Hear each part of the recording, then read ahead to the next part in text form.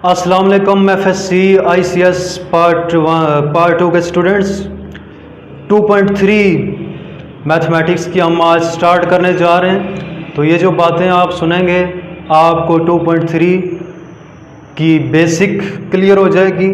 तो जहाँ तक अगर मैं इंस्ट्रक्शन दूँ उसको फॉलो करें, वीडियो स्टॉप करें, पहले इंस्ट्रक्शन फॉलो करें, मतलब मैं कुछ लिखने के लिए दूँ, उसके बाद वीडियो स्टॉप करें, फिर अगला लेसन सुने। तो मेरी इंस्ट्रक्शन के मुताबिक चलेंगे तो आपको 2.3 इसी के सुनने के साथ ही तैयार हो जाएगी। तो मैं शुरू कर रहा हूँ। तो 2.3 में जो सबसे पहला रूल है वो है पावर रूल। पावर रूल में y is equal to x की पावर n अगर आपके पास दिया हुआ है, n एक कांस्टेंट है, ये दोनों वेरिएबल हैं, तो dy by d x equal होगा n x n-1 से। अब मैं आपसे सवाल करता हूँ कि y की power y is equal to x raise power n, ये इक्वल था dy बाई डी एक्स और n x n-1। मुझे आप ये बताएं कि अगर मैं लिख दूँ यहाँ पे y is equal to x raise power 8, तो इस फार्मूले के मुताबिक, पावर रूल के मुताबिक, ये इसका आंसर क्या होगा?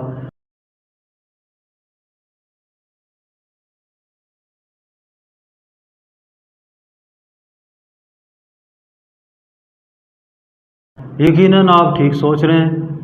8 यानी n की जगह क्या आया हुआ 8, तो ये होगा n x n-1 यानी 8x 8-1, यानी आपका आंसर है 8x की पावर 7।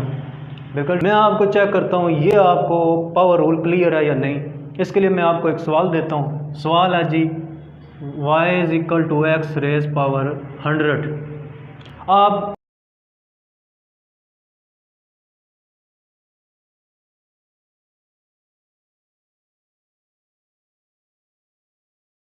ये सवाल करें, बाद में ये वीडियो आगे देखें। अगर आपका आंसर y, अगर आपने कर लिया है तो देखें आंसर इसका मैं डायरेक्ट लिखने लगा हूँ। इसका आंसर अगर आपका dy by d x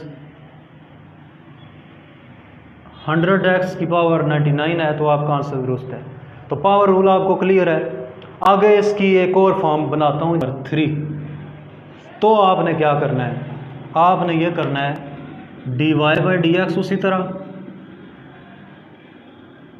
4 same रहेगा, उसी तरह d by d x of x raise power 3, ये ठीक है। तो 4 उसी तरह, इस पर power rule n x n-1 वाला, यानी 3 शुरू में 3x 3-1, ये आ गया 12x के। तो ये आपने हल कर लिया, dy बाई डी एक्स आपने निकाल लिया। एक और बात मैं आपको बताता हूँ, कांस्टेंट का डेरिवेटिव जो होगा ना d by d x of constant, वो 0 के इक्वल होगा, ठीक है। Derivative of constant will be equal to 0। Constant की जगह कुछ भी हो सकता है, इसकी जगह आप कुछ भी लिख लें, यहाँ मेरा नाम लिख दें, ये भी 0 के इक्वल होगा। कहने का मतलब ये है कि कांस्टेंट की जगह कुछ भी लिखा हो, 100 लिखा हो, तो ये भी किसके इक्वल होगा 0 के। समझ आ गई। 7 का स्क्वायर लिखा हो तो आपने, ये भी ज़रा समझने वाली बात, d by d x of 7 का स्क्वायर, इसको आपने ऐसे नहीं करना 2 7 2-1, ये बिल्कुल ही ख़त्म हो जाएगा, सवाल गलत होगा, जहलाना बात है ये, क्योंकि 7 का स्क्वायर 49 है और 49 एक कांस्टेंट है। कांस्टेंट का डेरिवेटिव क्या होता है 0। अंडरस्टैंड। तो ये आपको क्लियर है। अगर ये क्लियर है तो अभी आप 2.3 का फर्स्ट क्वेश्चन करें, या बल्कि नहीं 2.3 का फर्स्ट क्वेश्चन नहीं करें, मैं आपको एक सवाल कराता हूँ, आप वो सवाल करें। वो सवाल अगर आपने समझ लिया तो 2.3 का क्वेश्चन नंबर 1 आप खुद करेंगे। तो सवाल देखें जी, ये सवाल मैंने लिखा y is equal to 7x square plus 8x plus 80, तो differentiate with respect to x 2.3 के मुताबिक। तो कैसे होगा ज़रा देखें, dy बाई डी एक्स 7 उसी तरह बाहर आ गया, d by d x of x square 8 बार आ गया डी बाई एक्स और 80 का डेरिवेटिव। बिल्कुल आप सही सोच रहे कि 80।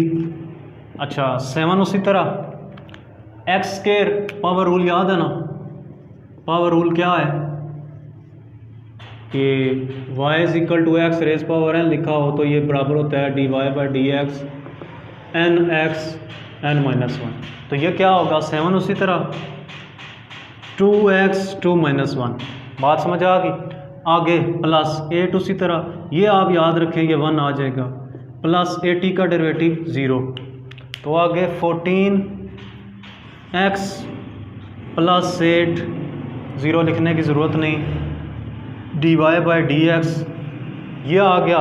अभी मैं आपको कहता हूँ कि आप सवाल करें 2.3 का क्वेश्चन नंबर 1 करें, ठीक है, ताकि पता चले कि आपको चीज़ें क्लियर हैं या नहीं। अगर ये आपको सारा समझ आ गया है तो 2.3 का सवाल आप दुरुस्त करेंगे, आपका आंसर भी ठीक होगा। चलें अभी करें।